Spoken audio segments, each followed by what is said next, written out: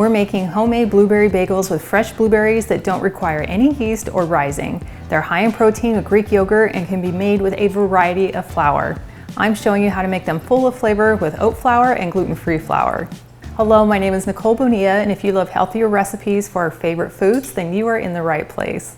To make these really easy bagels, we're going to start with Greek yogurt, and you will need to use plain Greek yogurt. Unfortunately, regular yogurt will not work in this recipe. So I'm going to add half a cup of plain Greek yogurt to my mixing bowl.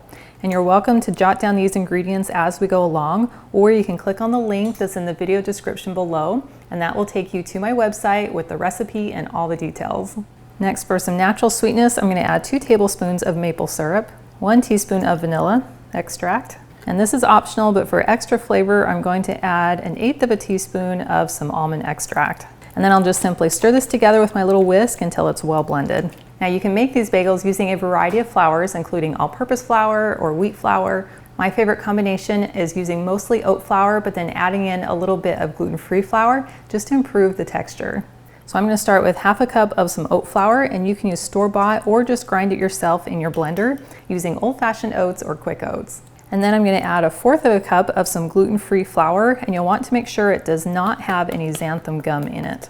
Then I'll add 1 teaspoon of baking powder and 1/4 teaspoon salt. And then I'm just going to take a sturdy spatula and I'm going to stir these together in my bowl. And I like using a spatula because you can just kind of mash it all together until you have all of the flour incorporated. Now it's very important to get the right consistency with this bagel dough. And you'll know it's the right consistency when you can scrape it off of your spatula onto the side of your bowl. And it's still just a little bit sticky when you touch it. See, I get a little bit on my fingers. If your dough is not this dry, you can add just a little bit more flour till it is. And if it's a little too dry, then you can just add a little bit more Greek yogurt to adjust it. And now we're ready for our blueberries. Now when it comes to blueberries, you have several options. You could use fresh, frozen, or even dried blueberries. Now if you use larger sized blueberries, they are going to make your bagel a little bit more chunky like this, and you will have those nice big plump blueberries inside of your bagels. Another option is to use these dried blueberries, which are similar to raisins, and you can see how they're going to incorporate into your bagel dough a little bit more, but they won't be quite as big and juicy as the frozen blueberries. So if you are going to use frozen blueberries, I like to use the wild blueberries because they're a little bit smaller in size. So I'm going to add 1/4 a cup of my wild blueberries. And then I'll just take my spatula and I'm going to mash them right into my dough. And then you can decide how much of that purple color you want to have in your dough. Because the more you mash the blueberries through your dough, the more they're going to spread that color. Personally, I like to have more of that purple color, so I'm going to go ahead and work with these for a minute until that color is spread throughout. Ooh, that looks beautiful. Now I'll just kind of mash it all together and then visually divide it into roughly 4 even portions. Now if you decide to use the dried blueberries, but you still want some of that purple color in your bagel, you can add just a few frozen blueberries to a bowl and then put this in your microwave for about 20-30 seconds until they're melted, and then kind of mash it together with a spoon so they get nice and juicy. And then you can add it to the dough with the dried blueberries and you'll get that beautiful purple color. Now to bake our bagels, I've just taken a cookie sheet and then lined it with a piece of parchment paper, and that just makes it really easy for getting the bagels on and off of the pan. Now this dough is a little bit sticky, but we don't want to add any more flour to it to handle it. So instead we're going to put a little bit of oil on our hands so they're nice and greasy, and then we can easily handle our bagel dough. If you could use more healthy inspiration on a regular basis, I invite you to join my email list. All you have to do is click on the link that's in the video description below, and that is the best way for us to stay connected. So I'm going to pour about 1 teaspoon of some oil onto my hands. Just kind of rub that together, and then scoop out 1 portion of my bagel dough. Then I'm just going to gently roll it into a ball, and then place it on my pan and just kind of gently press it out into a nice circular shape. And then to form the hole, I'm just going to use my finger and poke it right down in the middle. Just kind of wiggle it around, and we have a beautiful shaped little bagel. I'm going to shape it so it's about 1 inch tall. Now we'll just continue for the remaining bagels. Now I'm making 4 kind of small to medium sized bagels, but you could certainly make these into 3 larger bagels if you like. And you can also double or triple the recipe if you need to.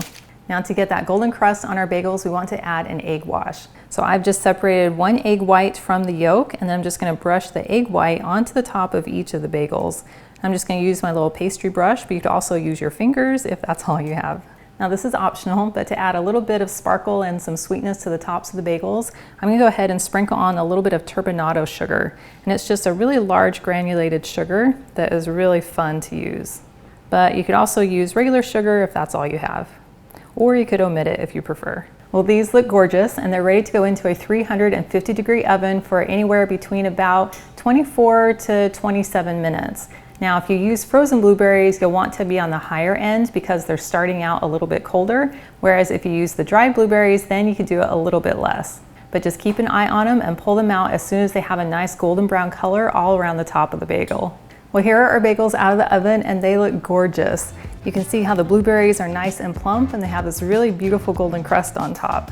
Now you want to let these cool completely before you slice them. I have one here that I baked earlier. You can see how easy that is to cut through, and it has this soft, spongy texture on the inside, but it's nice and crispy on the outside. And my favorite way to enjoy these is with some whipped cream cheese on top. That looks so good.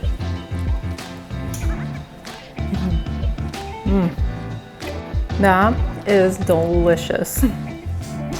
Using the frozen blueberries are so fresh and not something you typically get from a store-bought bagel. And I love the flavor from that mix of the oat and the gluten-free flour. And having a little sprinkle of sugar on top is just so tasty.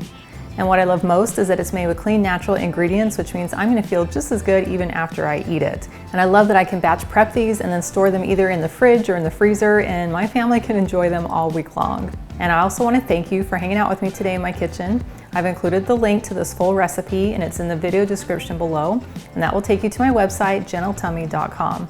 And I also invite you to like and subscribe to my channel. And if you know someone else who you think would love this recipe, please share this video with them. And I cannot wait to have you hang out with me again in my kitchen.